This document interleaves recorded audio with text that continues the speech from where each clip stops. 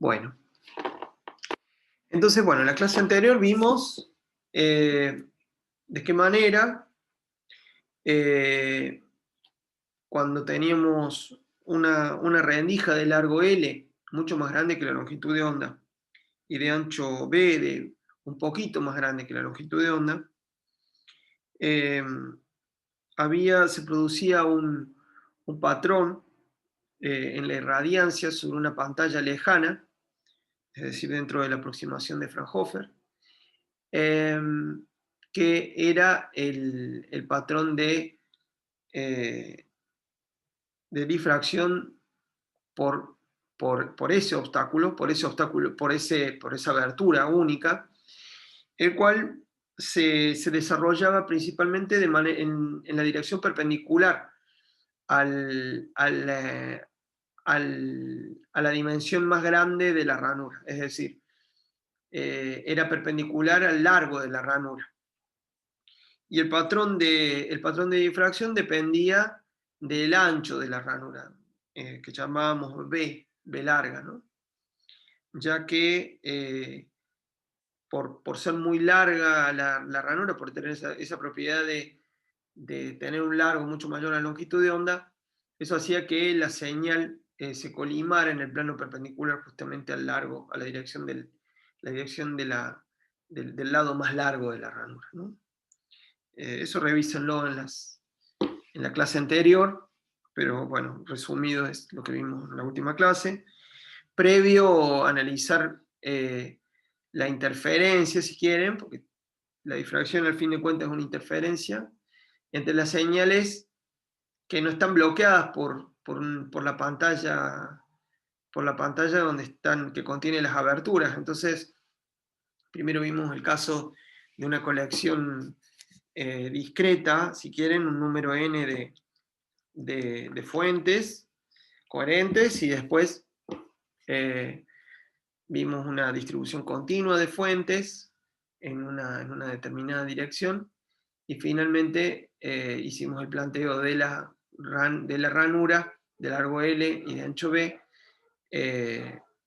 hasta encontrar el patrón de irradiancia. El patrón de irradiancia dependía de un factor que analizamos, que es seno de beta sobre beta al cuadrado, donde beta depende de varias cosas, de la longitud de onda y del ancho de la ranura, y graficamos la irradiancia en función del seno del ángulo tita. El ángulo tita es la abertura, un ángulo que me permite evaluar sobre la pantalla la posición de los máximos y de los mínimos, medido desde el eje X sobre el plano ZX.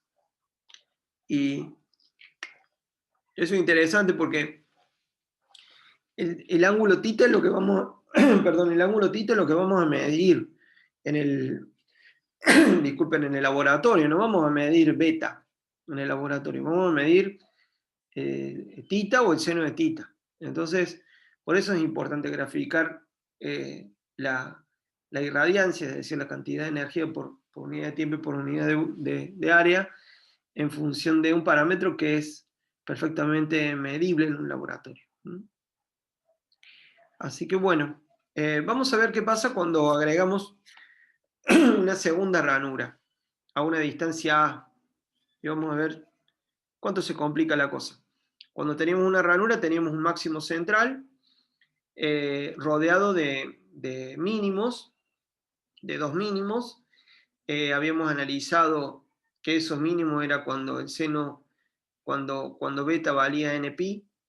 Entonces eso permitía establecer los distintos mínimos, y entre dos mínimos había un máximo, y ese máximo, a partir del máximo central, y nos íbamos a los costados, los máximos iban decreciendo en intensidad, y se acuerdan que para encontrar los máximos locales había que, estaban más o menos a mitad de camino entre dos mínimos, pero había una ecuación trascendente que se resolvía numéricamente, que nos daba los lugares en donde el seno de beta era igual a la tangente de beta. Bueno, vamos a ver ahora con dos rendijas qué pasa. Entonces vamos con dos rendijas. Entonces vamos a suponer dos rendijas paralelas, del mismo largo ambas, del mismo largo L y del mismo ancho B, separadas de centro a centro, una distancia que vamos a denominar A. Entonces, A es las distancias entre los dos puntos medios de las rendijas. El largo L va a aceptar que L es mucho más grande que la longitud de onda para, nuevamente, tener todo el patrón de difracción en el plano ZX, de la misma manera que lo hicimos para una rendija. Simplemente agregamos una rendija más. Entonces, ya no solamente todas las fuentes secundarias que por el principio de Huygens-Fresnel van a reirradiar a partir de la onda plana que llegue desde atrás, van a venir de acá, sino que también va a haber las que vienen de acá. Entonces, cuando analicemos la irradiancia en un punto P que está súper lejos, ¿se acuerdan que eso era la aproximación de Fraunhofer? Vamos a tener que tener en cuenta ahora de qué manera se interfieren el patrón de difracción de esta y el patrón de difracción de esta. Entonces, en cada punto de la pantalla que está súper lejos, como volvemos a decir en el punto P, las contribuciones que vamos a ver al campo eléctrico de cada rendija tienen que sumarse y va a haber la posibilidad de que interfieran, de acuerdo todo a la distancia de A, lo cual va a ser muy importante. Después va a ser interesante comparar esto con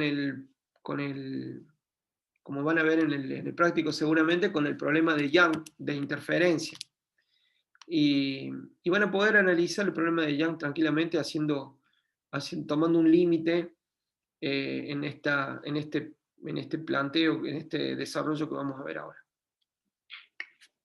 Bueno, entonces empecemos. Tenemos A, tenemos B, y el problema va a ser, vamos a plantearlo el problema para que nos vayamos preparando. Vamos a suponer entonces que todas las ondas, todas las fuentes que no son bloqueadas por la pantalla esta, van a estar emitiendo todas en fase. O sea, vamos a hacer la misma suposición que hicimos para la rendija única.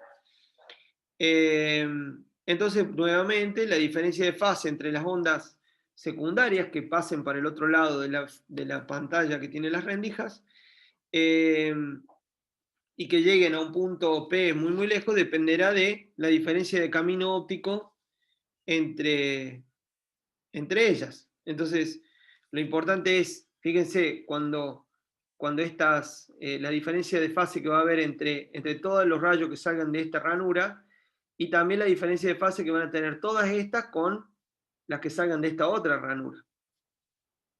Entonces, de acuerdo a esa diferencia de camino óptico, va a haber máximos o mínimos de interferencia, y eso va a tener en cuenta la suma de los campos allá lejos.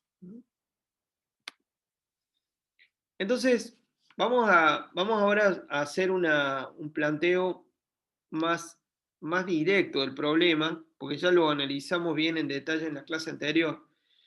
Entonces, vamos a hacer ahora, vamos a plantear lo mismo que para una rendija, pero vamos a hacerlo ahora para dos rendijas, vistos como dos segmentos de fuentes coherentes.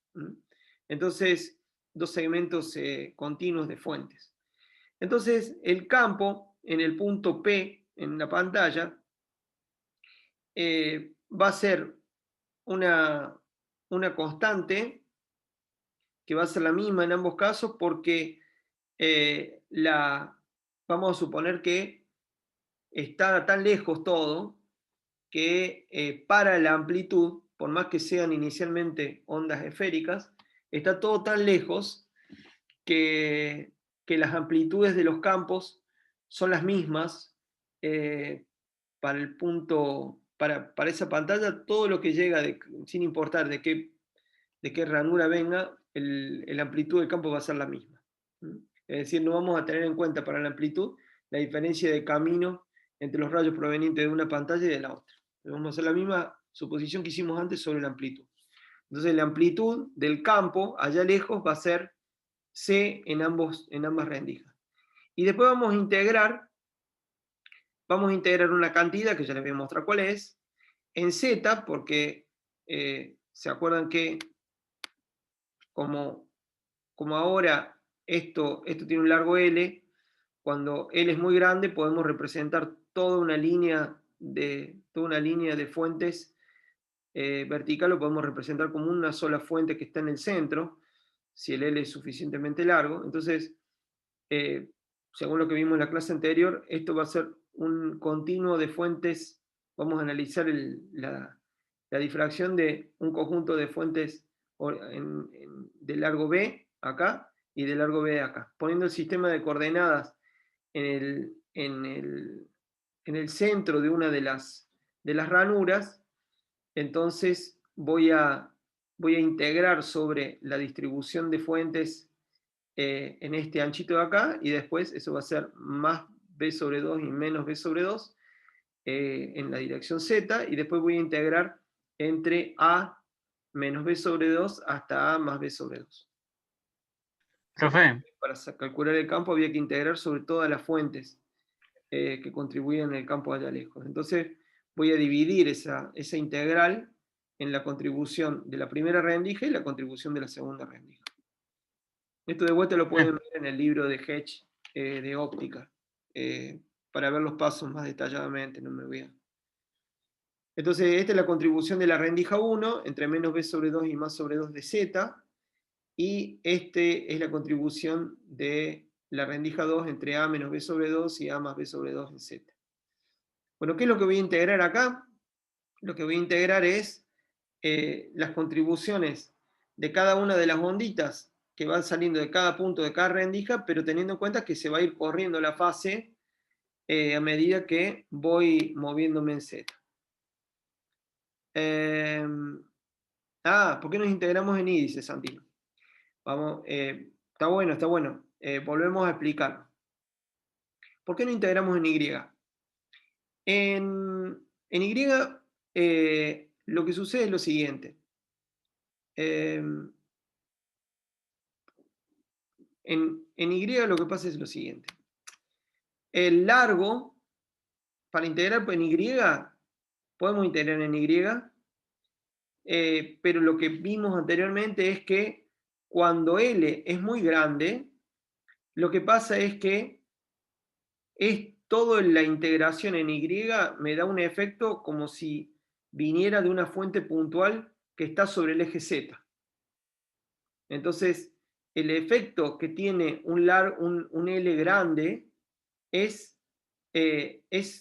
resumir todas estas fuentes a lo largo del lado más largo, resumirlas en una sola fuente que está en el centro, digamos, a mitad de camino.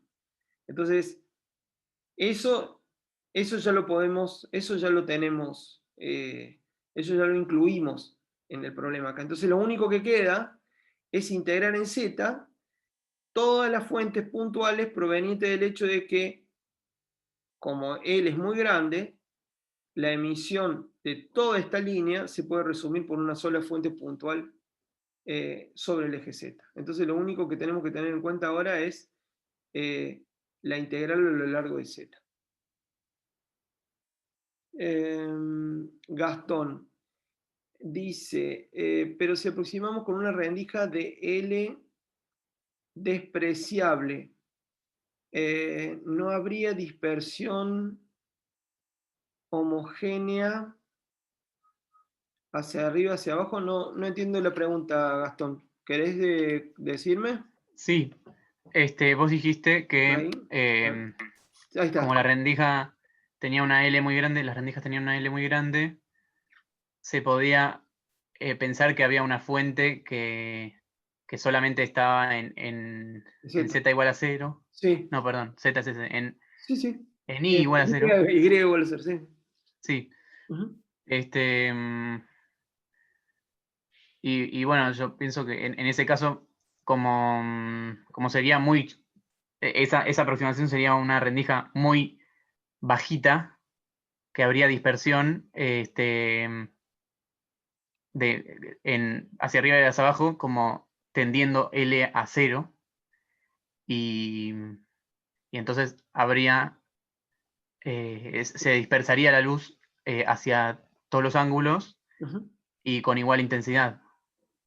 Claro, pero lo que pasa es que vos hablás en ese caso de L que tiende a 0, ¿te referís al ancho en Z? Eso es lo que no entendí, no entendí bien. No, al alto en I. Ah, no, el alto en I, el alto en I tiene que ser mucho más grande que lambda. Entonces, el efecto es ese que acabas de decir, es que es, es lograr, se va a ir a 0, el término seno de beta sobre beta se va a volver 0 muy rápido cuando vos te salís del plano ZX. Entonces vas a tener toda tu irradiancia va a estar mayormente para algo que es muy largo y muy finito, va a estar todo colimado en el plano ZX. Entonces va a parecer como que viene en vez de considerar, es lo que le comenté recién a Santino, en vez de considerar toda esta línea de fuentes, porque él es muy grande respecto a lambda, eso va a parecer como que viene del punto central de esta línea. Y no va a haber efecto, no va a haber ningún efecto de L.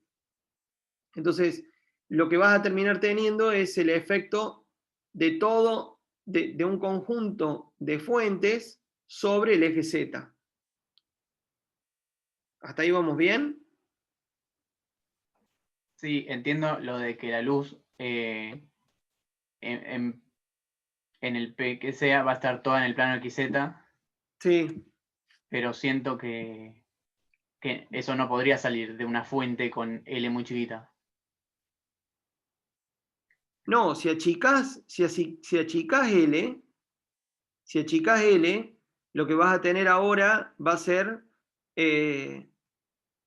vos decís qué pasaría si achicás L pequeña, si la haces tender a 0. Más o menos. O sea, yo lo que digo es Ujú. eh, que me parece que no sería una buena aproximación decir que solamente hay fuentes en I igual a 0. Ah, sí, lo que pasa es que el hecho de que L sea grande, el hecho de que L sea grande, hace que vos puedas aproximar la señal, la dispersión de toda esta línea, de una línea a Z constante para L que va desde más L sobre, para Y que va desde L sobre 2 a menos L sobre 2. Eso, porque L es muy grande, eh, hace que el efecto sea el mismo que si tuvieras una fuente puntual acá. Eso lo vimos en la clase pasada. Entonces, ahora, si todo esto es lo mismo que tener una fuente acá en el centro, entonces, para todas las otras líneas paralelas al eje Y que estén a distintos Z, va a valer que también van a poder ser representadas por fuentes puntuales a lo largo del eje Z. Por eso una abertura muy larga en la dirección Y equivale a tener fuentes puntuales a lo largo del eje Z, nada más. Eso es para un L grande. Si nosotros ahora no podríamos hacer lo mismo, no podríamos hacer esa suposición si L no es grande respecto a lambda. Si L es mucho más chico que lambda, ya vimos lo que pasa. Es como si tuviéramos una fuente puntual irradiando para todos lados. ¿Ya? Pero acá no es el caso. Abrimos tanto la abertura en esta dirección que lo que va a pasar, que lo que pasa es más o menos lo mismo que tener vamos a tener muy poca interferencia en los bordes, entonces va a ser simplemente una emisión en este plano nomás. Eso es lo que estoy diciendo, nada más. Sí. Ahora, no sería la misma suposición si él es chiquito. Yo no sé por qué, me parece que tu pregunta no sé si va para ver qué pasaría si él es chiquito. No sé si es eso lo que decías, porque decís, él es Sí, sí. despreciable. Ah, bueno, Sí, quise decir eso. ahí está. Bueno, bien. Ok, entonces,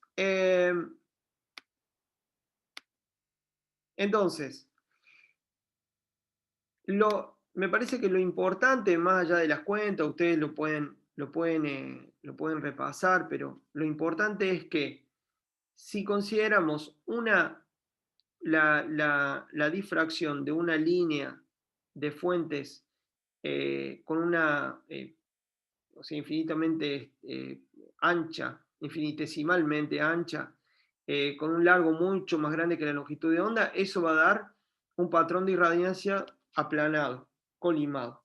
Entonces, y equivalente si tuviéramos una fuente en el centro de esa línea. Por eso después, eso equivale a solamente integrar en Z, porque voy a sumar todas esas fuentes equivalentes que están dispuestas a lo largo de Z. Entonces voy a sumar las fuentes equivalentes a lo largo de Z para la primera rendija y las equivalentes a lo largo de Z para la segunda rendija. Entonces, ¿en qué rango voy a integrar? Para la primera rendija, por donde puse el sistema de coordenadas que es en el centro de la primera rendija, voy a integrar entre menos b sobre 2 y b sobre 2. Y para el caso de la segunda, eso me cae en A, que es la distancia entre rendijas, menos b sobre 2 para el lado más cercano a la rendija 1 y más b sobre 2 para el lado más lejano a la rendija 1. ¿Por qué es la misma? Porque voy a hacer la aproximación de que la amplitud es la misma para la amplitud del campo eléctrico va a ser la misma, dado lo lejos que está la pantalla de las rendijas. Y que la variación en la amplitud para las ondas que vienen de la rendija 1 y de la rendija 2 es despreciable, la diferencia de amplitud debido a la distancia, que eso no tiene un peso. Ahora, como dijimos en la clase anterior, también no es la misma suposición que hay que hacer para el caso de la fase. Ahí hay que ser un poco más fino en la aproximación y no ser tan grueso como lo somos con la amplitud. Entonces, ¿qué es lo que hay que integrar? Lo que hay que integrar es la misma cuenta que hicimos antes, reemplazando R chiquita por R grande menos Z. En la clase anterior fue R grande menos Y seno de tita. Fíjense después la cuenta en la clase anterior. Ahora, como estamos integrando en Z, va a ser R menos Z seno de tita.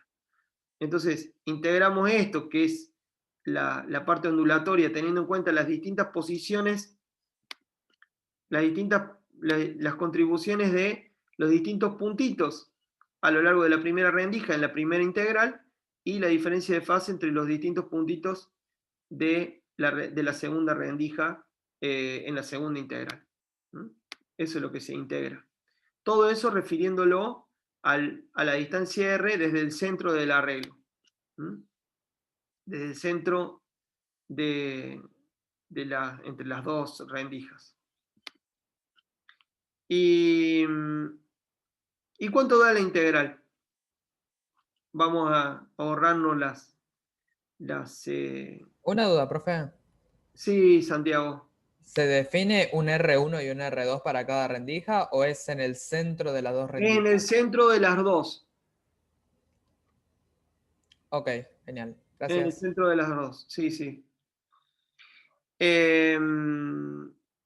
A ver, ahora me hiciste dudar si es la B, espera. No, porque justo ahí dice que es entre la rendija y me dio confusión. Creo que es la rendija 1. Perdón, creo que es la rendija 1.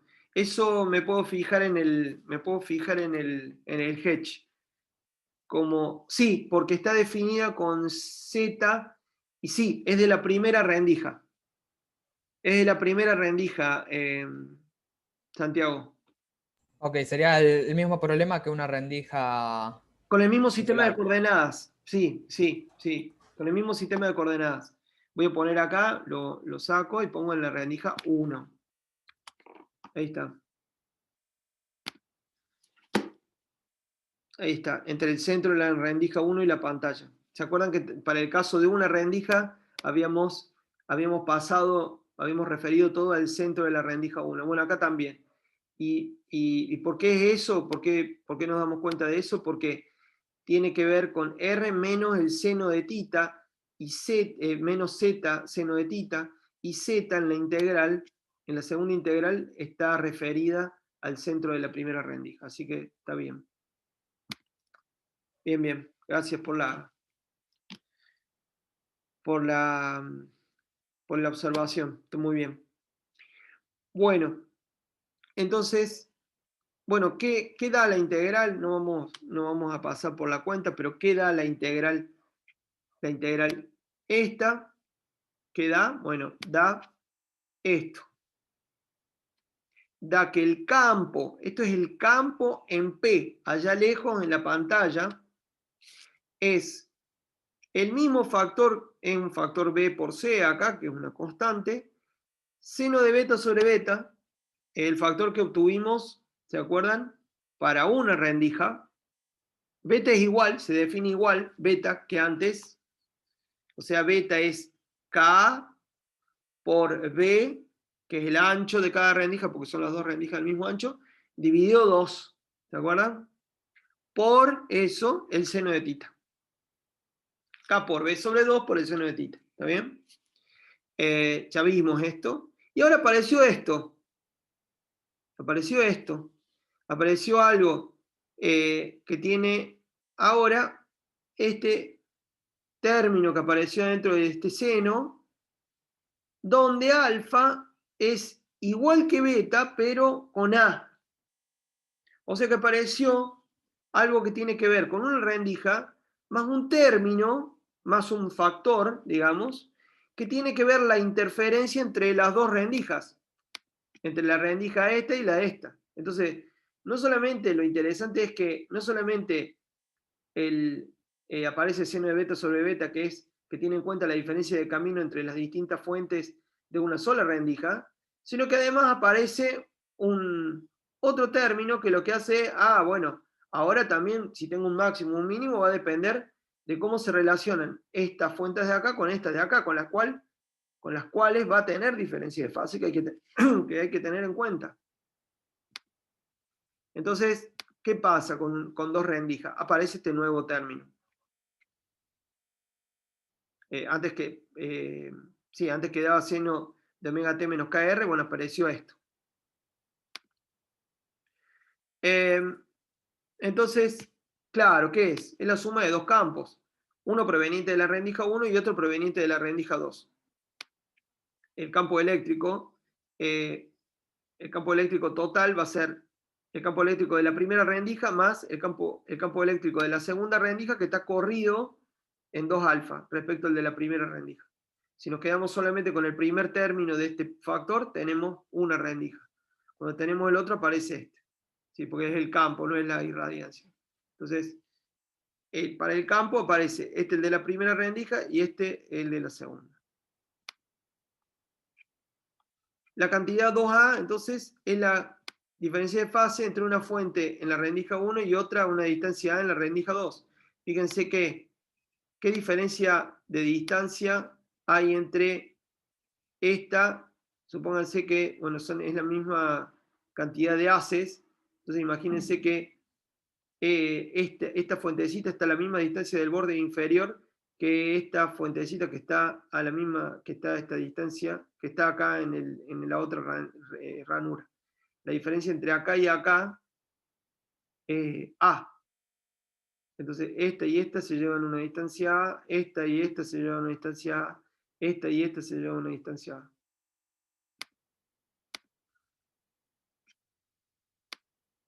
Bueno, y aparece la diferencia de fase, que tiene que ver con con K, con A y con el ángulo. Obviamente depende del ángulo. Ustedes ya imaginan, ¿no? Que cómo va a ser cuando yo mire en esta dirección, cuando mire en la dirección de X, es decir, θ igual a 0. ¿Qué es lo que espero tener ahí? ¿Un máximo o un mínimo? ¿Qué es lo que... ¿Qué se imagina que va a Supongo que pasar? un máximo, porque cuando había dos rendijas puntuales, había un máximo en el medio. Claro, aparte que todas van a tener, van a haber, entre una y otra van a haber recorrido la misma distancia, ¿no? Entonces, por lo tanto, van a llegar todas en fase. ¿Mm? Bueno, bien. Entonces, bueno, trabajamos ahora un poquito esta expresión para el campo. Todavía no sacamos la irradiancia, ¿no? ¿Se acuerdan? Para sacar la irradiancia hay que agarrar el campo, ponerle módulo, elevarlo al cuadrado y tomarle el promedio, ¿sí? Entonces, todavía no. Vamos a trabajar un poquito el campo. El campo da esto. Entonces aparece 2bc, coseno de alfa, seno de omega t más kr más A. Entonces, bueno, ¿qué hicimos entre un paso y el otro? Lo que se hizo es expresar esto como seno omega t menos kr más alfa. Creo que es así, para llegar a esa expresión. Bueno, entonces acá es una expresión un poco más amigable para sacar la irradiancia. La irradiancia es elevar esto al cuadrado, aparece 4 b cuadrado, c cuadrado, seno cuadrado de beta sobre beta cuadrado, coseno cuadrado de alfa. Todo esto es una constante en el tiempo, nada de esto depende del tiempo. Seno cuadrado de omega t menos kr más alfa, al cuadrado. Y esto promedio en el tiempo da el seno cuadrado de omega t seno cuadrado de omega t menos kr más alfa promedio da un medio. Entonces sale esto. Sale esta expresión de acá. Bien, entonces eso es lo que yo voy a ver en la pantalla. Y de ahí lo que... ¿Sí? Una duda, ¿y el 1 medio dónde voló? El 1 medio aparece acá adentro. Esta es la irradiancia de una sola rendija. Por eso... Listo. Sí. Gracias. De nada. Entonces, es la intensidad máxima de la primera rendija. Entonces, fíjense lo interesante que pusimos 2 ranuras, pero se multiplicó por 4 la irradiancia. ¿Y alguien se piensa por qué? Si pusimos 2, ¿no tendría que haber dado el doble? ¿Por qué no da 4? ¿Y no será como un efecto acumulativo tipo de producto? En vez de que se sume directo. Sí, de otra manera. En otras palabras, ¿qué hay en la irradiancia? ¿Cómo se define respecto al campo? Como el cuadrado. Le pones 2, el cuadrado de eso va a dar 4. ¿Está? Viene por ahí. Entonces, cuanto vamos a multiplicar la irradiancia por n cuadrado. Cuando aumentemos las rendijas. ¿Está? Cuando aumentamos n rendijas, se lo voy adelantando ya un poco. Pero cuando aumentamos una rendija, por el número total de rendijas, va a aumentar n cuadrado la irradiancia. ¿Sí? Respecto a la de una rendija, a la de una sola rendija. Entonces, bueno, cosas nuevas que aparecen. Seno de beta cuadrado ahora sobre beta. Esto es lo mismo, pero apareció además de la 4, apareció este nuevo término, que es coseno cuadrado de alfa. Que antes, cuando era una sola rendija, no aparecía, porque no había diferencia, no había distancia entre dos rendijas. Y tener una sola rendija sería poner alfa igual a 0 o a igual a 0. Es decir, que las dos rendijas son una sola, digamos. Entonces, bueno, ahí está. Bien. Esta expresión entonces tiene de vuelta un máximo en θ igual a 0.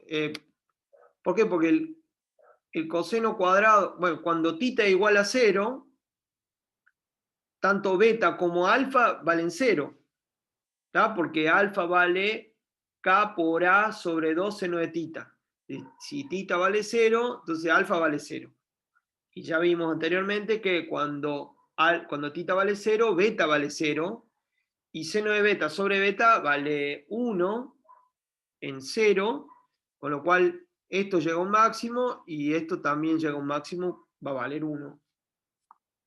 Voy a tener en el centro 4 y 0. Profe, ¿Sí, Gastón? si integramos y de θ en z, o sea, En θ. o en θ, En θ. sigue siendo el cuádruple si tenemos como así el promedio de... Y ahí, está buena la pregunta. Y tenés que tener, si integras en θ, porque lo que estás haciendo ahí es integrar en la irradiancia de energía por unidad de área y unidad de tiempo. Si estás integrando en θ, es como si integraras en una dirección y te queda... Y sí, creo que sí. Sí, porque es energía. Sí, me parece que sí.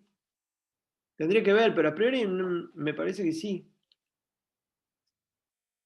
No vi esa porque, cuenta. No vi esa cuenta, ¿qué?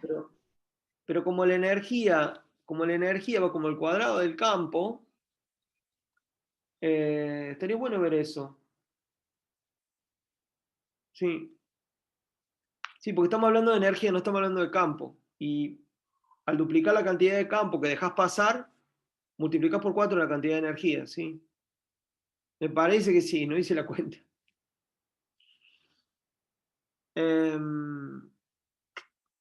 Ok.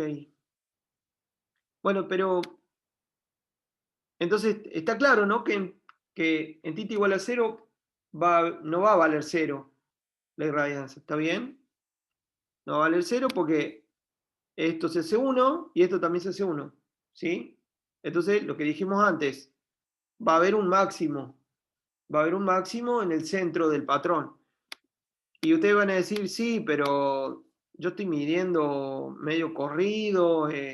No, estoy en la aproximación de Fraunhofer. Entonces, la distancia A sobre 2 es muy chiquita respecto a la distancia de la pantalla. Entonces, todos estos rayos van a ser paralelos y van a interferir allá lejos.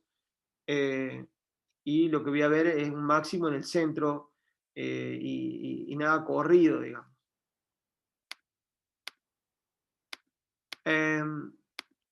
Bien. Bueno, entonces, máximo en el centro.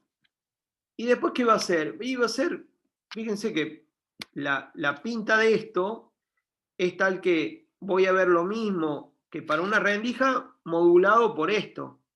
¿Se entiende la palabra modulación?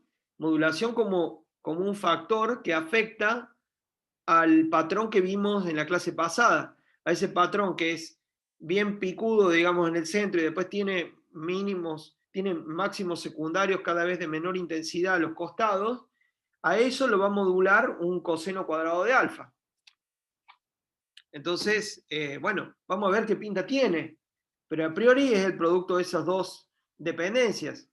La dependencia en beta, que da en θ a través de beta y la dependencia que da en θ a través de alfa. Eso va a haber que analizarlo, vamos a analizarlo en un ratito. Entonces, y lo otro es que cambia el máximo. el máximo para dos rendijas respecto a uno va a ser más grande, o sea, el valor máximo del pico central va a aumentar 4 veces, y después va a tener la misma forma de esta modulada por esto. Entonces vamos a ver dónde están los mínimos. A esta ya la pudimos ver. Ya vimos dónde estaban los mínimos de difracción y dónde estaban los máximos. ¿Se acuerdan? Los mínimos dónde estaban. Para beta que valía cuánto. ¿Se acuerdan? Lo dije al comienzo de la clase. ¿No eran múltiplos de NPi? O sea, múltiplos de pi. Claro, claro, Santiago. Múltiplo de pi. Bueno, se lo Salvo 0. acordaron. Buenísimo. Muy bien, muy bien. Claro, entonces para NPi, ya con este NPi, listo, ya sé dónde se hacen los mínimos. Los máximos eran un poco más... Salvo 0, ¿no? ¿Cómo? Salvo 0. Salvo cero, perfecto, perfecto la acotación. Entonces, que ahí tenés un máximo. Y después, el máximo central ya sabe dónde está.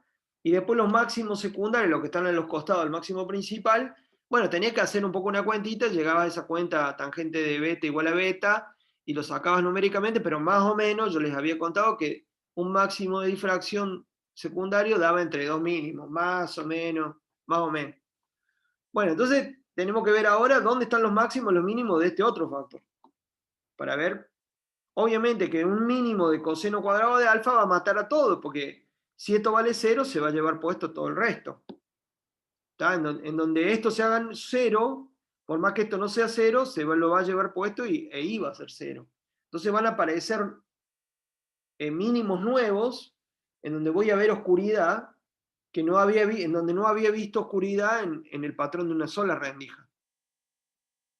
Y por otro lado voy a ver también lugares que eran más iluminados con una rendija que por estar ahora multiplicado por algo que puede ser menor que 1, van a estar un poco más atenuados, digamos.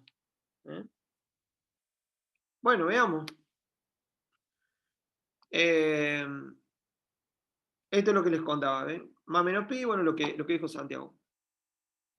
Los mínimos de difracción, igual que antes. Ya no creo que haga falta volver a repasar. Ahora, cuando yo hable de mínimos de interferencia, me voy a referir a este término. Factor, perdón. Este factor le llaman factor de interferencia. Ustedes me van a decir, sí, César, pero la difracción es como una interferencia. Sí, perfecto. Por costumbre se le llama esto, que es al factor de interferencia, y este al factor de difracción. Pero la difracción es en sí una interferencia. Pero cuando me refiero a interferencia, me voy a referir a la interferencia entre las distintas ranuras. ¿No? Entonces vamos a ver el factor de interferencia, qué propiedades tiene. ¿Cuándo se hace 0 el coseno cuadrado de alfa? ¿Para qué valores de alfa? Y para alfa igual a NPi, el coseno de pi. Ah, no, perdón. Es un coseno. Claro. Pi sobre 2. Sí. Pi sobre 2 sí. Pi sobre 2, menos pi sobre 2 también. 3 pi sobre 2 también. Serían los números impares de múltiplos impares de pi sobre 2, ¿no? Ahí está, perfecto. Ahí está. Eso. Perfecto, ahí están. Alfa más menos pi sobre 2, 3 pi sobre 2, 5 pi sobre 2. Listo. Buenísimo. Ya tengo los mínimos de interferencia de este término, del factor este. ¿Cuándo se hace 0? Cuando este se hace 0, se lo lleva puesto a este otro. No importa que esto fuera distinto del 0. Este los va a hacer 0. Bueno, ¿dónde van a estar? O sea, si alfa vale esto, y alfa, como dijimos, vale K por A sobre 2 seno de tita, ¿para qué valores de tita va a ser eso? Van a estar en un lugar bien, los mínimos van a estar en un lugar bien fijo para un tita determinado. Bueno, ¿dónde están esos? Bueno, es un poco complicado, pero va a quedar en los múltiplos impares de lambda sobre 2A. Sobre 2A. Múltiplos impares de lambda sobre 2A. Y bueno, ¿y dónde van a estar respecto a los mínimos de difracción? Y va a depender de cómo se llevan A y B. Y ahí vas a tener una gama, van a tener una gama enorme de posibilidades, pero bueno, va a depender de eso. ¿Cuánto vale A y cuánto vale B? Pueden coincidir, pueden no coincidir. Bueno, eso queda que va a depender del tipo de los parámetros de la ranura, de la doble ranura. Bueno, ¿y cuánto vale máximo el seno cuadrado de alfa? Y ahí sí, como decía Gastón, npi. Ahí sí, porque como es al cuadrado, coseno de pi vale menos 1, pero al cuadrado vale 1, que es el valor máximo. Con pi vale, con 0 vale 1, con 2pi vale 1, con 3pi vale menos 1, pero el cuadrado vale 1. Entonces, con npi, alfa igual a npi, van a ser los máximos. ¿Eso quiere decir que los máximos de interferencia coinciden con los mínimos de difracción? No, porque también depende cuánto valga A y cuánto valga B. Así que ojo al piojo ahí. No quiere decir lo mismo. Quiere decir que esos valores de diferencia de fase van a ser NPi, pero no quiere decir que en la pantalla coincidan. Entonces, obviamente, hablar de alfa no me sirve cuando estoy en el laboratorio. Lo que yo mido es tita. Lo que mido es tita. Entonces, ¿dónde van a estar esas posiciones? Bueno, hacer la cuentita, n lambda sobre A. Los mínimos de difracción están en n lambda sobre B. ¿Está bien? Entonces, puede ser que no coincidan. Ya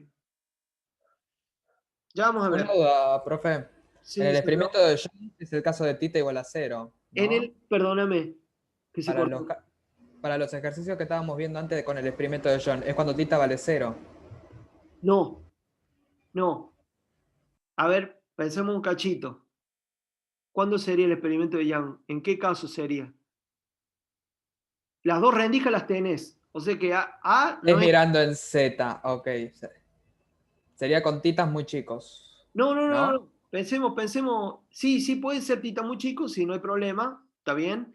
Pero hay algo más de base, más referente al tipo de ranura que le va a permitir llegar al experimento de Young. Y tiene que ver con el ancho de la ranura. La A va a tener que valer, A es el viejo D, el D de Young, ¿te acordás? Es nuestro A ahora, Sí, sí. ¿está bien?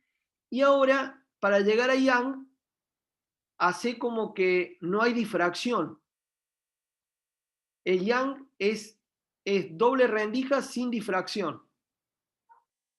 Porque no hablamos de difracción hasta que empezamos con una rendija, ¿te acordás? Cuando hablamos de Young, ustedes ni sabían que había difracción. Se los mencioné un poco. Entonces, ¿cuándo no hay difracción? ¿Cuándo dijimos que no había difracción? Cuando el obstáculo era muy chiquito. Entonces eso equivaldría a poner B igual a 0. Con B igual a 0, es decir, el ancho de la rendija tendiendo a 0, ahí tenés Young. Me acabo de percatar por el hecho de que el término de seno cuadrado sobre B cuadrado vuela. Y ahí te Va quedaría a 1, va a 1, claro. pues, por eso, y quedaría la irradiancia para lo que estábamos viendo antes. Claro.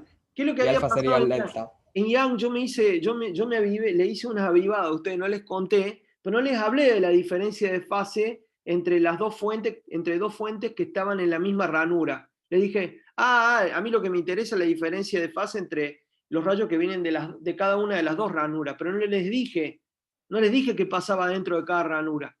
Es como que aumentamos el detalle ahora, cuando hicimos un zoom dentro de cada ranura y planteamos difracción para una rendija.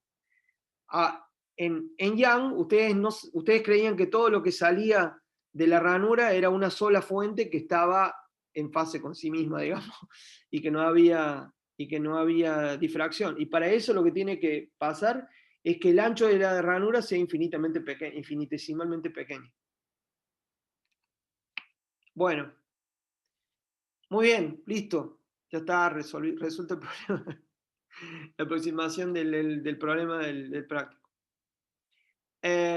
Bueno, ¿qué más? Ya tenemos los máximos. Listo. Volvemos a nuestro factor de interferencia. Bueno, ahí está. ¿Qué pasa con A y B? Bueno, ya dijimos. ¿Puede ser que justo cuando me toque un máximo de uno me toque un mínimo del otro? En particular, que me toque un máximo de... que me toque un máximo de... un máximo un máximo de interferencia cuando tengo un mínimo de difracción. Sí, puede darse el caso, por ejemplo, que A sea un múltiplo de B. O sea, que haya un número natural tal que A sea M por B. Por lo general, A es más grande que B. ¿Mm? Entonces, ¿qué quiere decir eso? Bueno, lo que quiere decir es que, bueno, eso lo pueden ver. Va a haber 2 veces M líneas brillantes dentro del pico central de difracción. Eso, si quieren, lo vemos después, pero es lo que va a pasar. Van a aparecer dentro del pico central. El pico central de difracción va a estar entre... a ver si, el pico central de difracción, ¿no? No era como la imagen de la primera diapo. Sí, porque creo que pusiste algo así, como que estaba la red de difracción y partes brillantes. Pero Sí, está bien. École. eh, Eso. bueno, puede ser, puede ser. Tenés ahí un número, tenés un número ahí de, de franjas, pero eh,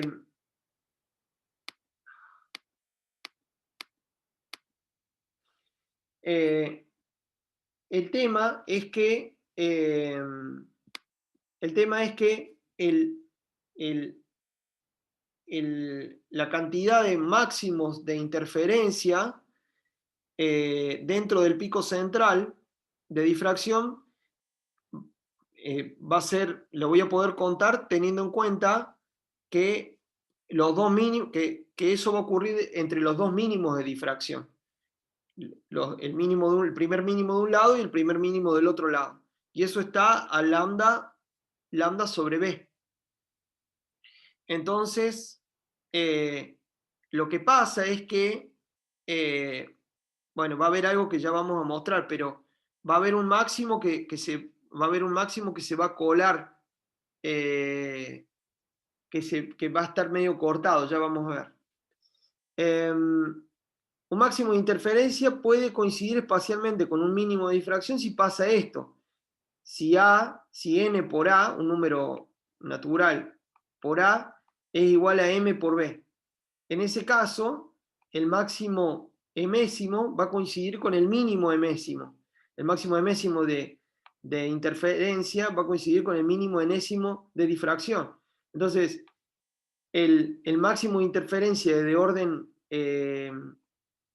M va a ser M lambda sobre A, y eso va a ser justo igual, por cómo están definidos, que el mínimo enésimo de difracción, que va a ser n lambda sobre D, porque n sobre B es igual a m sobre A, por esta condición de acá.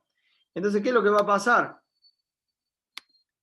En ese punto, para el mismo tita, este tita va a ser igual a este, porque estas dos cantidades van a ser iguales.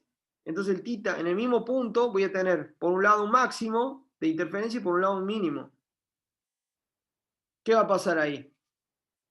¿Qué se va a ver? Justo en ese valor de tita hay un máximo de interferencia y un mínimo de difracción. Justo en ese punto. ¿Un rayo de la mitad de irradiancia máxima? Mm, Yo creo que un mínimo. Pensemos un cachito más. Si, si este anula el primer término, ese valor va a anular esto y le va a dar un máximo a esto. ¿Cuánto me va a dar el total? Si esto vale 0. 0. Claro, este me lo va a arrastrar. El mínimo el mínimo de difracción, que va a coincidir en el mismo punto que el máximo de interferencia, se lo va a llevar puesto. Entonces todo esto va a ser 0. ¿Qué es lo que pasa entonces? Es como que perdí ese máximo. Voy a tener un orden perdido. Es decir, voy a tener un máximo de un máximo de interferencia, esto es en seno de tita, ¿no? Voy a tener un máximo de interferencia, y donde vendría el próximo máximo de interferencia, ¡plaf! Me lo aplastó la difracción. Entonces me lo dividió en 2 me lo dividió en 2 me da media línea, me da, en vez de tener una sola línea, me da media línea. Por eso me quedan 2m dentro del patrón central de difracción, me da 2m, como les dije antes. Entonces voy a tener una media acá, media del otro lado del máximo, y voy a tener el máximo central y voy a tener 2m, que es lo que yo les cuento acá. Véanlo bien, pero véanlo después tranquilo, pero cuenten esto como media línea. Por eso va a haber 2m líneas brillantes dentro del primer máximo central si es esta la relación. Si A es igual a MB. Se lo dejo a ustedes para que lo repasen. Entonces hagan, por ejemplo, n igual a 1, ¿no? Y fíjense, hagan la cuentita con m igual a 1. Bueno, entonces ahí voy a tener un orden perdido. Donde tendría que haber un máximo, plaf, me lo mató el mínimo de difracción. Y eso pasa cuando hay una relación, cuando el cociente entre A y B es un número, ¿cómo le llaman? Racional. Cuando A sobre B es un número racional, ¿tá? Que se puede representar como una fracción, con números enteros. Bueno, ¿venimos bien? ¿Hay algo que Sí. no se haya entendido? Es un poco analizar los dos términos, que los dos factores, qué pasa con uno y qué pasa con el otro. Ok, y así como estamos, pasamos a las n rendijas en un movimiento, rapidísimo. Entonces, para n rendija hacemos lo mismo que hicimos antes. Ahora el libro se toma la libertad de tumbar la pantalla, agarrar la primera rendija, referir todo a la primera rendija, y hacer la misma cuenta que hicimos recién para 2 rendijas, hacerla para n rendija. Entonces no es muy difícil extenderlo, pero se pone un poco más complicado. Entonces hacemos la misma suposición, Fraunhofer, C y C, y C y C, y la misma C para todos, es Fraunhofer. Es una parte de Fraunhofer. La segunda parte de Fraunhofer es decir que todos los rayos que salen de acá son paralelos. Acá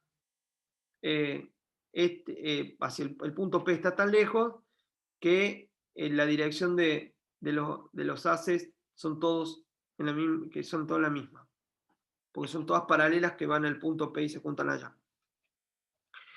Y ahora tenemos este es el término de la ranura 1, menos B sobre 2, B sobre 2 a lo largo de Z, que ahora apunta para arriba. Después voy a tener la número 2, A más B sobre 2 menos AB sobre eso, ya teníamos las 2 rendijas.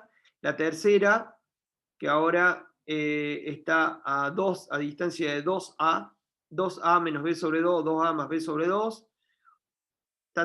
Cuando llego a la N es N menos 1, A.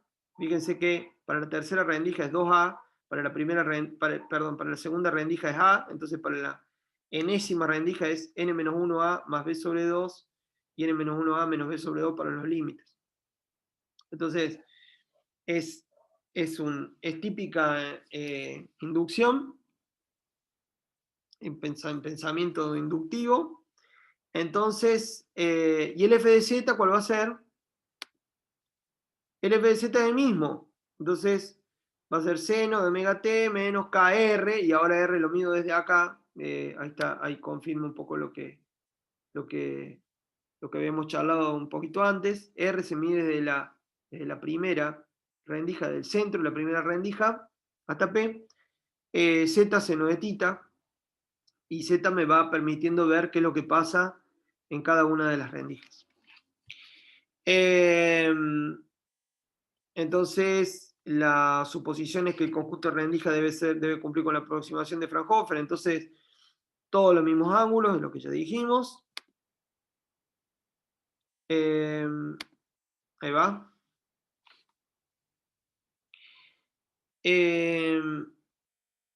Y ahora vamos a tener, si todos los titas son los mismos, si para el punto P todos los titas para cada una de las rendijas son iguales, y eso está bien si P está muy muy lejos, la contribución al campo allá lejos de la rendija J va a ser esto. ¿Se acuerdan que había una sumatoria? Para dos rendijas eran la suma de dos términos. Sí. Acá está, esta es la 1 y esta es la 2. Bueno, ahora para una jésima, para la jésima va a ser esto. Entonces, esto sale factor común, como vimos antes. Entonces, la contribución total en el punto P va a ser la suma para todas las rendijas. Fíjense que acá las rendijas cuentan en la rendija 0. ¿Por qué? Porque la rendija 0 va a ser J igual a 0, con lo cual es el primer término. Entonces, esto va a ser la diferencia. Esto no es A sub J, esto es A por J. Es el índice J multiplicando a alfa, perdón. Entonces, va a ser la diferencia de fase producto de que esté en otra rendija, va a ser 2 alfa por el índice J, que va desde 0 hasta n-1. Bueno, es lo mismo extendido a n rendijas.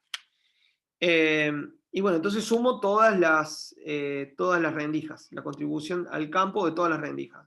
¿Cuánto vale entonces el campo total allá en P? Vale esta suma. Bien, contribución, falta el acento. Bueno, lo corrijo. Bien. Muy bien.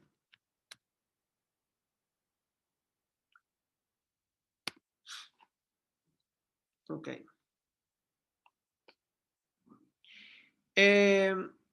Y acá vamos a aplicar algo que hicimos en complejo y que estaba buenísimo. ¿Se acuerdan que en complejo sumábamos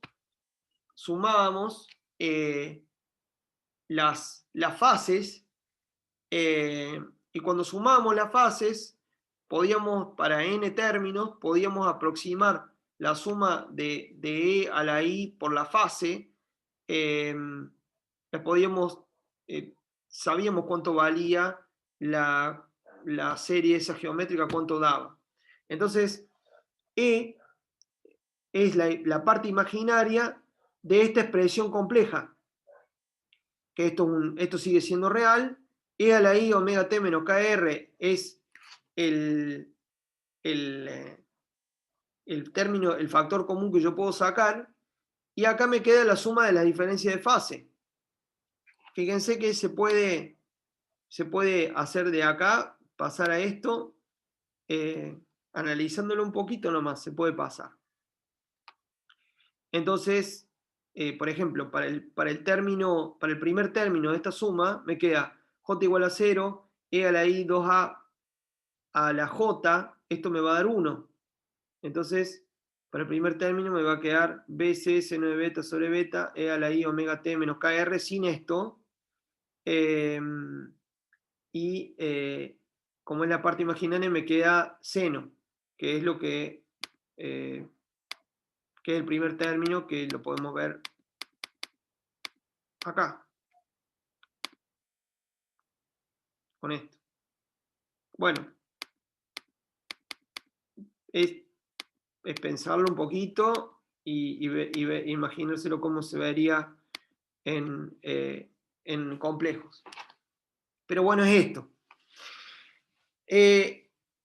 Entonces, Pero ahora lo bueno es que esta serie geométrica, esta serie geométrica ya la vimos antes, como les digo, la vimos con las n fuentes.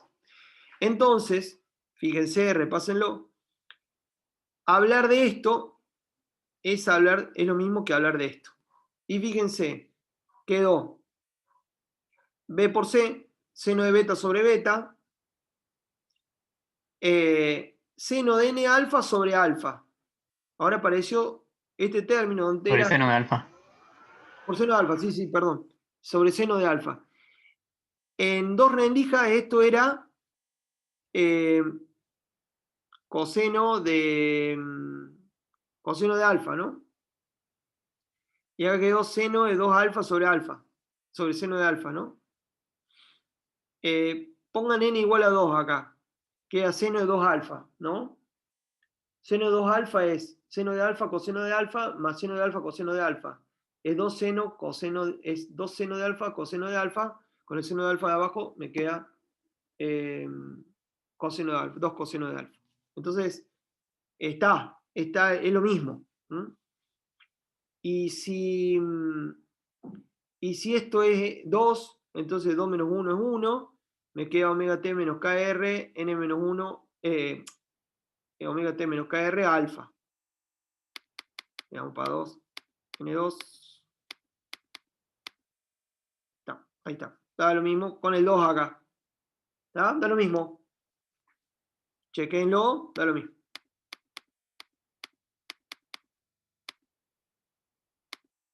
Ahí va. Me sobra una diapositiva. Bueno, listo. Entonces, esta es la expresión para el campo, allá lejos, en P, que está a un ángulo θ, para la irradiancia, bajo aproximación de Fraunhofer, sin promediar todavía en el tiempo. Entonces, ya se dan más o menos idea cuánto va a dar esto si promediamos. Promediamos y elevamos al cuadrado. Esto me va a quedar b cuadrado, c cuadrado, seno de beta sobre beta, seno de n alfa sobre seno de alfa. Y esto va a ser seno al cuadrado de todo esto, promedio temporal. Esto no depende del tiempo, esto no depende del tiempo, esto tampoco. Y acá me va a quedar un medio. Entonces, me queda y 0, o sea, el de una rendija, seno de beta sobre beta, seno de n alfa sobre seno de alfa, al cuadrado ambos. Donde alfa es lo mismo que antes y beta es lo mismo que antes. Obviamente, la distancia interrendija es siempre la misma, a medida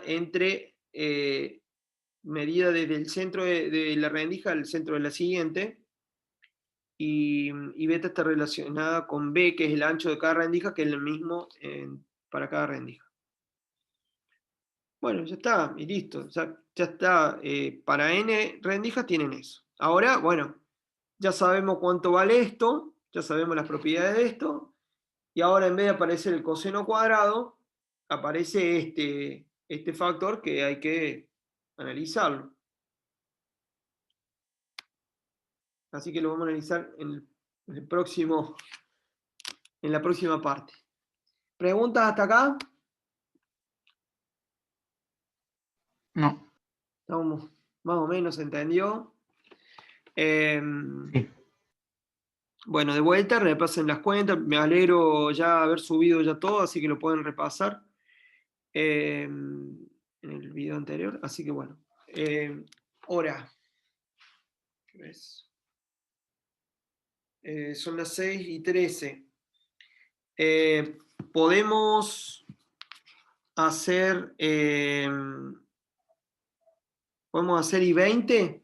¿Podemos volver I20? 6:20 acá. Porque hoy va a ser un Ok. poquito largo también. Bueno, 6:20 nos vemos de vuelta.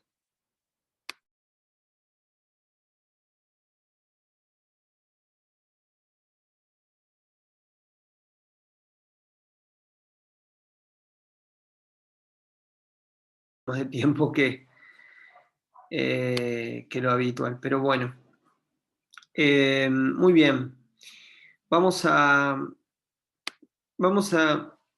analizar ahora qué aporta el factor seno de n alfa sobre seno de alfa, ¿sí? Pero creo yo que ya estamos bastante acostumbrados ya y acostumbradas a verlo, a ver algunas cositas. Se agrega algo, pero bueno, creo que no va a ser mucho problema. Bien, acá hay un aspecto que se lo voy a dejar a ustedes, pero básicamente es fácil de ver. Le voy a dejar dos herramientas a través de lo cual lo pueden ver. Es que es donde este factor es máximo. Y esto es, este factor es máximo cuando alfa vale 0, más menos pi, más menos 2pi, etc. Es decir, múltiplos de pi. Eso ocurre cuando seno de alfa vale 0 y seno de n alfa también tiende a 0. Y hay dos formas de verlo. Uno es a través de estos pasos, que es con una iteración. Básicamente, uno plantea que el máximo del módulo del seno de nx sobre el seno de x es n,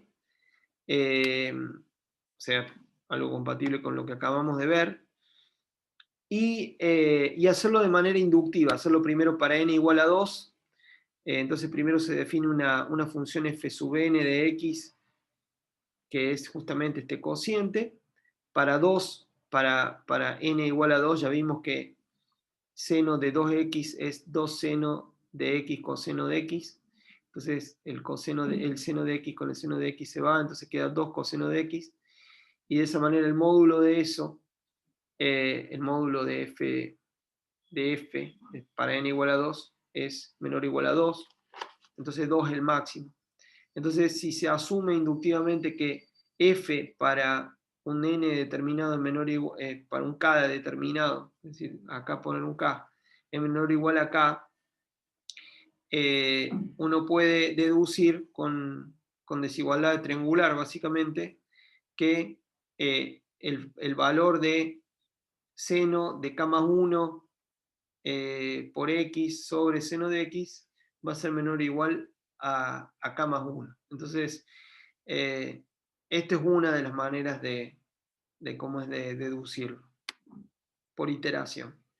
Por otro lado, se los dejo también, es por la regla del L'Hopital. Tanto el seno de n alfa como el seno de alfa para alfa que tiene n pi tienden a 0. Entonces se toma la derivada de ambos, del numerador y del denominador. Entonces queda coseno de n alfa sobre coseno de alfa. Para alfa que tiende a n pi, eso tiende a menos 1 a la nn y menos 1 a la n. Entonces estos se van y queda al final n, y queda al final, sí, queda menos 1 a la n. Entonces eso al cuadrado da n cuadrado. Así que, bueno, de esas dos maneras se puede ver que el máximo de este término de acá es n cuadrado. Es el valor máximo que pueden alcanzar. Entonces, cuanto más n, cuanto el n sea más grande, más irradiancia voy a tener.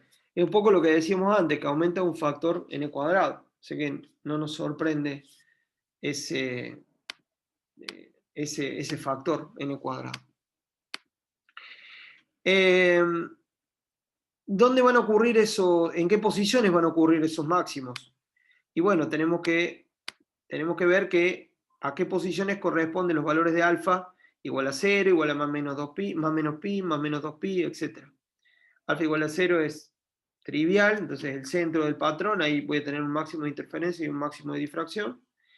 Y después más menos pi, bueno, hay que reemplazar cuánto vale alfa. Alfa vale k por lambda sobre 2 seno de tita. Entonces los máximos van a estar en valores de seno de tita igual a más o menos n lambda sobre a. Entonces, bueno, igual que vimos para dos rendijas. Los mínimos ahora de la función, de esta función, son fáciles de encontrar también porque para alfa, que son distintos de 0, la única manera que todo esto se vuelva 0 es que lo de arriba se vuelva 0. Entonces, cuando seno de n alfa va a ser 0. Habíamos dicho que el seno de x se hace 0 cuando al cuadrado, cuando, lo mismo, cuando x vale n pi. Entonces, cuando n alfa vale n pi, perdón, es cuando n alfa vale n pi, entonces esto va a ser más menos pi sobre n, más menos 2 pi sobre n, más menos 3 pi sobre n, etc. Ahora, todos esos van a ser mínimos. Mínimos en alfa más menos pi sobre n, mínimo en alfa 2 pi sobre n, mínimo en alfa 3 pi sobre n, etc. Mínimo en n menos 1 pi sobre n. ¿Y qué pasó? Saltó de n menos 1 a n más 1. ¿Qué pasó acá? ¿Qué pasó? ¿Por qué? Acá es mínimo y para n pi sobre n no tendría que haber un mínimo también. El tema es que el denominador da 0. En ese caso. Acá tenés n menos 1, ¿no? Acá tenés n más 1. ¿Por qué no puse el término en el medio? ¿Qué es lo que es 0? Seno de alfa se hace 0. Claro, claro. No, pero aparte, seno, lo que pasa ahí es que ahí hay un máximo. Pues se acuerdan que cuando alfa valía n pi, cuando alfa valía pi, todo esto valía n cuadrado. Entonces justo ese es un máximo, por eso lo tengo que saltear. Entonces, mínimo acá, mínimo acá, mínimo acá, mínimo acá, ¡pap! Un máximo, mínimo acá, mínimo acá. ¿Está bien? ¿Se entiende? ¿Por qué salteo ese? Acá tendría que ir n pi sobre n. En el medio, entre estos dos, tendría que haber n pi sobre n. ¿Eso qué quiere decir? Eso quiere decir pi.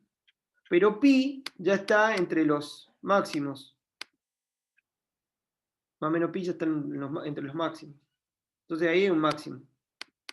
Entonces, ¿qué hay? Mínimo, mínimo, mínimo, mínimo, máximo, mínimo, mínimo, mínimo. ¿Está bien? Bueno, ahí está la pregunta. Llegué tarde a la pregunta. Pero bueno, es eso. Bueno, comparen con los máximos y por eso salteamos ese valor. Entonces, ¿cuántos a los máximos de interferencia que vimos antes, donde esos máximos de interferencia para los cuales alfa vale más menos pi, más menos 2 pi, más menos 3 pi, etc. Entre esos dos máximos hay n menos 1 mínimos.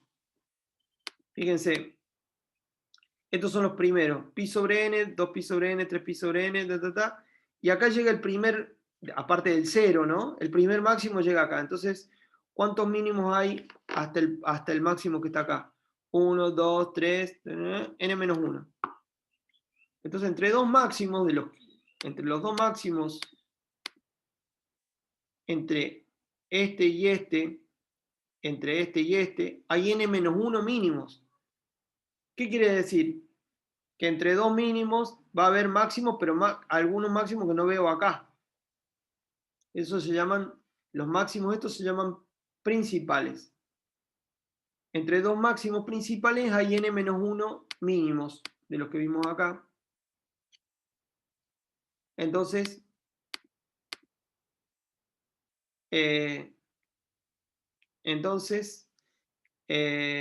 primero veamos dónde están esos mínimos. ¿Dónde están esos mínimos? Esos n-1 mínimos que hay entre dos máximos principales. Están en más o menos lambda sobre a sub n, a por n, más o menos 2 lambda sobre an, más o menos 3 lambda sobre an, etc. Y acá pega el salto, más o menos n más 1 lambda sobre an y sigo. Acá está acá está el máximo de orden 0, vienen todos los mínimos y aparece el máximo principal de orden 1. Pero, si existen n-1 mínimos entre dos máximos principales, deben existir máximos secundarios entre cada uno, entre un par de mínimos. Es decir, que va a haber otros máximos que se van a situar entre los mínimos que están entre los máximos principales. ¿Dónde van a estar esos máximos secundarios? Van a estar en valores de alfa que estén entre dos mínimos. Es decir, alfa igual a más o menos 3pi sobre 2n, más o menos 5pi sobre 2n, etc.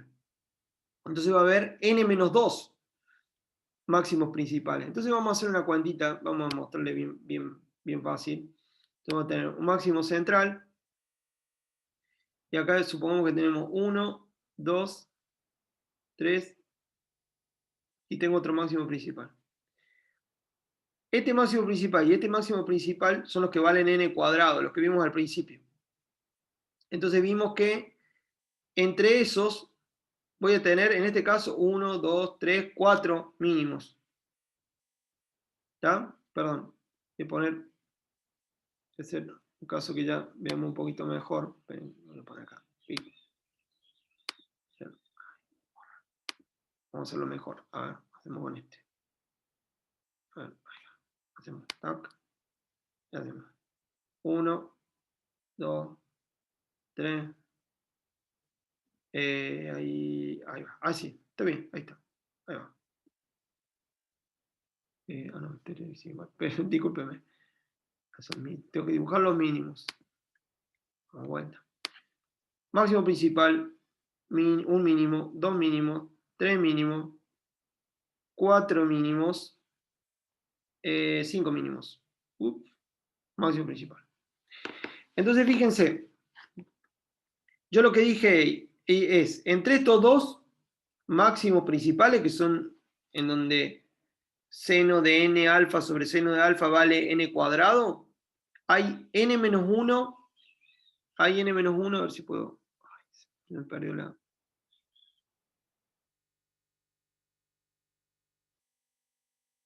Puedo recuperar el cursor. Hay n-1 mínimos. ¿Y cuántos mínimos hay ahí? Cuento, 1, 2, 3, 4 y 5. Y si tengo 5 mínimos, es porque debo tener, además de los dos máximos principales, esos grandes, esos colmillos que ven ahí, tengo que tener otros máximos secundarios que estén entre medio de esos mínimos, que son esos cuatro maximitos que hay ahí entre medio de los dos colmillos grandes, digamos. Entonces esos son los máximos secundarios. A ver, ahí va.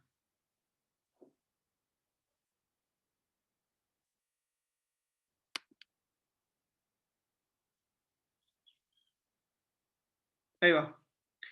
Entonces, máximo principal, un mínimo, 2 mínimos, 3 mínimos, 4 mínimos, 5 mínimos.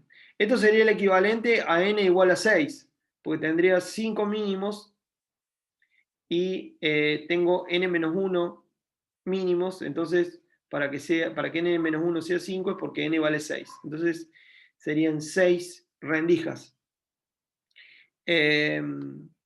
Y después n-2 máximos secundarios. Entonces n-2 es para 6, para n igual a 6, n-2 es 4, entonces 1, 2, 3 y 4. Ahí está, eso es lo que quería mostrar. Bien. ¿Dónde están esos? Bueno, ¿y qué son esos? ¿De dónde vienen estos máximos? Es donde el numerador tiene máximos. Lo cual está bien porque seno de 3pi sobre 2n por n es seno de 3pi sobre 2.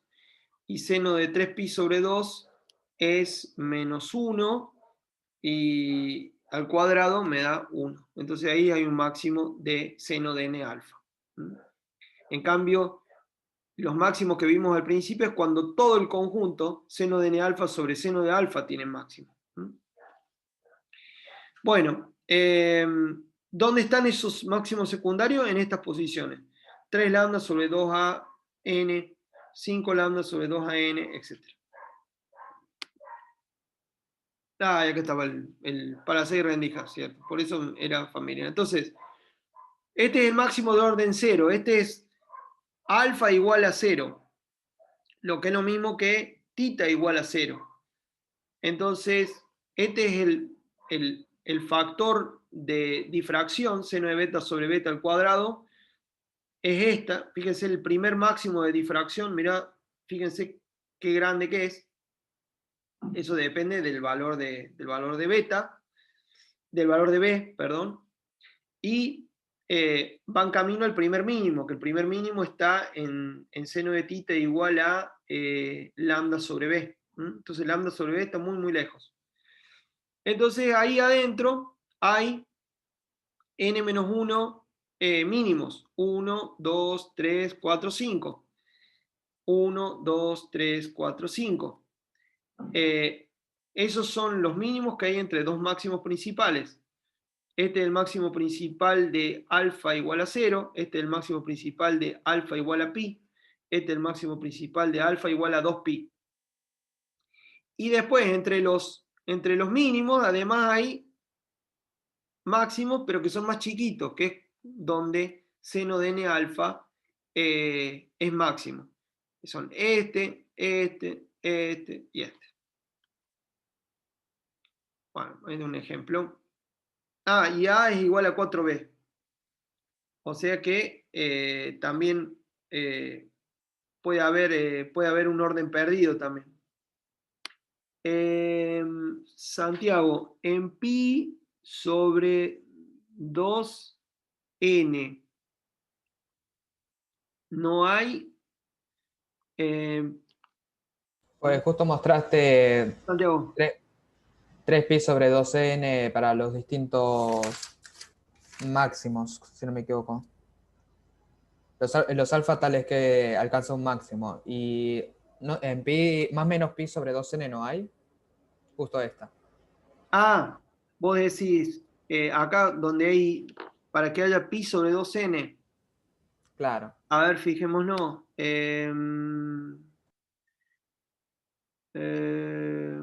Acá está. Pi, perdón. Ah, y pi sobre n. No, y pi sobre 2n, ¿por qué no está? Ya estoy medio...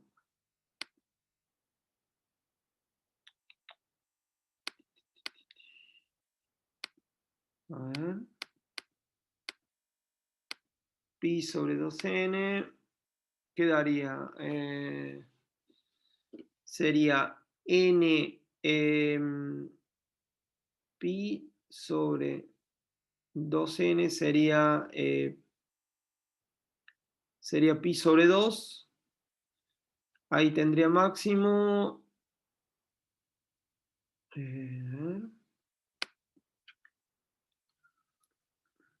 Ya me fijo, a ver. Pi sobre 2n. Más o menos pi.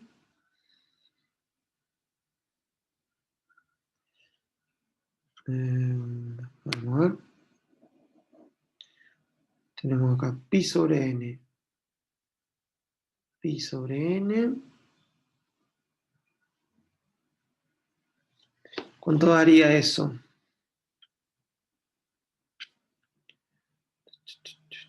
A ver. En pi sobre n se anulaba el seno. Sí, en pi sobre n tenés mínimo, claro. En pi sobre n. Cuando tenés pi sobre 2n, acá tenés pi sobre 2n, te queda seno de pi sobre 2, eso es 1. Y acá te queda seno de pi sobre 2n. Y bueno, pues no te da nada particularmente. Entonces, este máximo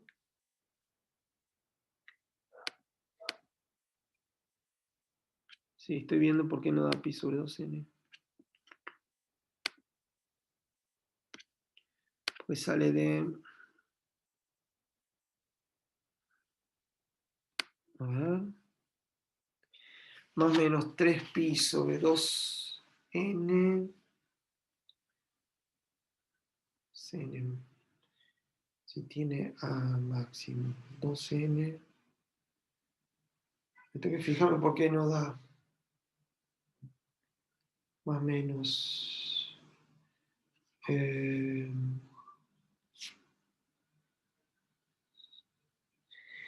Porque, a ver, si da más. Tengo que buscar una lapicera. Acá está.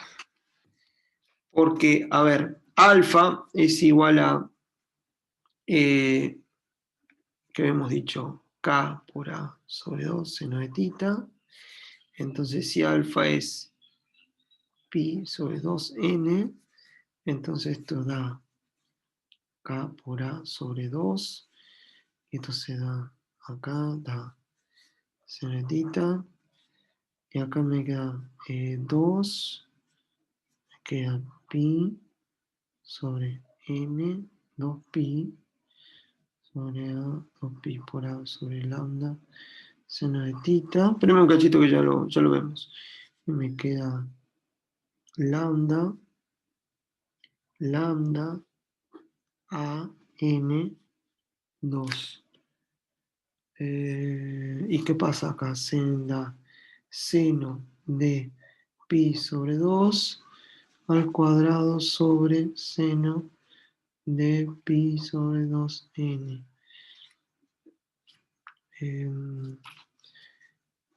Porque este no da lambda 2a, lambda 2an, 2 lambda a n.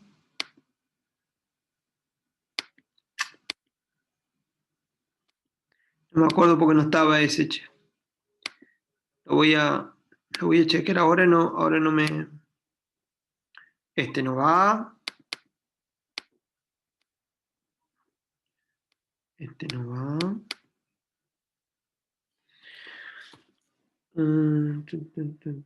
Si n tiene máximo. Y este máximo secundario está en 2an. ¿Por qué no del primer mínimo? Porque al lado de este está este es el primero, ¿no? Este es el primer máximo secundario. El primer máximo secundario. A ver si está acá. El primer máximo secundario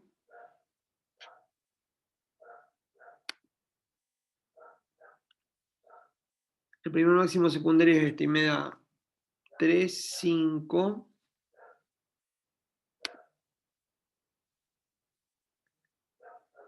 Esto es 1 sobre 6a, entonces este es, si n vale 6.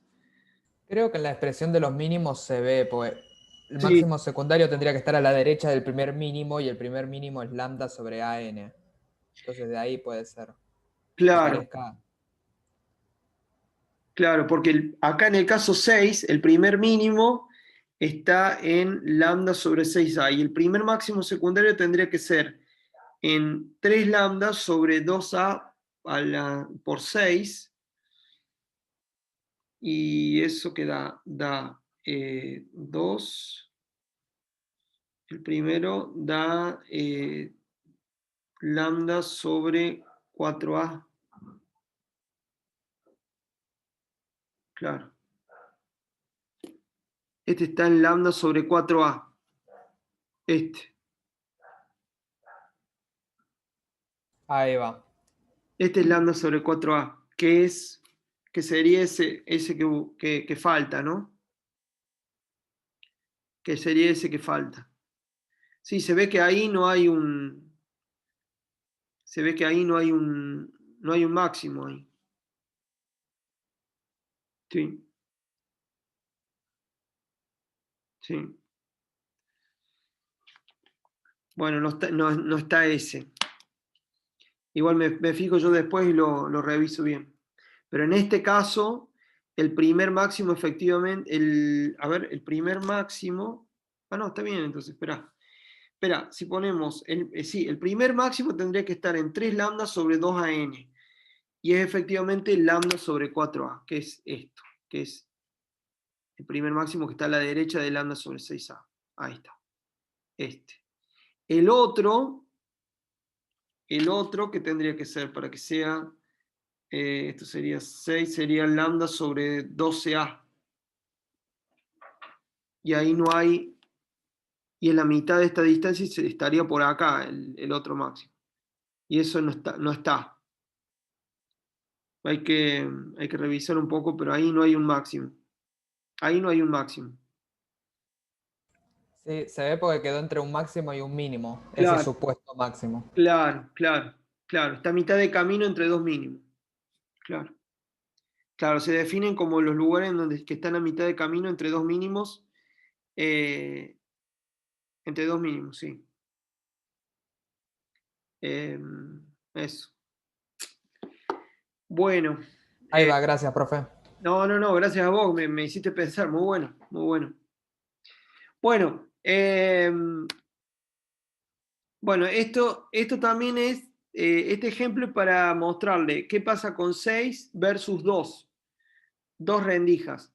Entonces queda, esta es la 6, acá fíjense que solamente estamos viendo el término de interferencia. El término de difracción, supónganse que, que como es que el término de difracción, que el seno de beta sobre beta es 1, eso equivale ¿cómo es? A tener B que tiende a 0. Entonces acá, fíjense que quedaría el primer mínimo de difracción, está allá lejos, y acá tenemos el primer máximo principal, el segundo máximo principal, tercer máximo principal para 6, y para 2 rendijas tenemos n-2 máximos secundarios. N-2 máximo secundario es 0, no tiene máximo secundario. Y N-1 mínimos, que es 1. Entonces es este mínimo de acá, este mínimo de acá, este mínimo de acá y el mínimo de acá. Eso con 2. N igual a 2 y N igual a 6. Estas figuras están en el Hedge. Bueno, ahora vamos a ver qué pasa con n. O sea, ya sabemos dónde están los máximos y los mínimos de difracción y de interferencia. Acuérdense, es una manera de decir. Máximo de difracción quiere decir, máximo y mínimo de difracción quiere decir el término, el factor seno de beta sobre beta al cuadrado. El factor de interferencia es seno de n alfa sobre seno de alfa al cuadrado. Ahora vamos a ver qué pasa con n. Ya dijimos que la amplitud cambia con n. Entonces, la los máximos principales de interferencia va a aumentar como n, es decir, acumulan más energía, aumentar n. ¿Tá? Aumentamos n, entonces estos picos se vuelven más altos. ¿Tá? Se aumenta la energía en los máximos. Pero fijemos bien qué pasa con las otras cosas. La posición de los máximos principales no depende de n para n mayor o igual que 2. Ya vimos, para los máximos principales máximos están en n lambda sobre a. Entonces no dependen de n, donde están los máximos, los máximos principales. ¿Tá? Pero los mínimos sí dependen de n. Fíjense, pi sobre n, 2pi sobre n, entonces las posiciones dependen de n. Entonces cuando aumento n, el seno de tita se va haciendo cada vez más chico. Entonces es como si los mínimos, además de multiplicarse, se empiezan a acercar al cero. Entonces, ¿qué va a pasar? Este mínimo se acerca para acá, este mínimo en particular se acerca para acá, entonces el pico se va a volver... Se te cortó recién, profe. Ah, bueno. ¿Qué va a pasar lo que decía era, qué va a pasar cuando aumenta n? Cuando aumenta n no solamente va a aumentar los picos, van a aumentar la intensidad de los picos, pero además los mínimos adyacentes a los picos principales se van a ir acercando a cero, con lo cual se van a ir acercando al máximo, con lo cual es como que las líneas se van a poner más finas y más intensas. Entonces las líneas se van a volver más finas, las franjas brillantes se van a volver más finas y más intensas. Ahí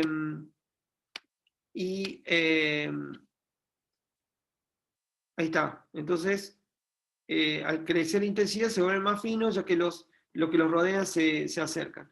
El delta de alfa entre mínimos que rodean al máximo principal, de vuelta me falta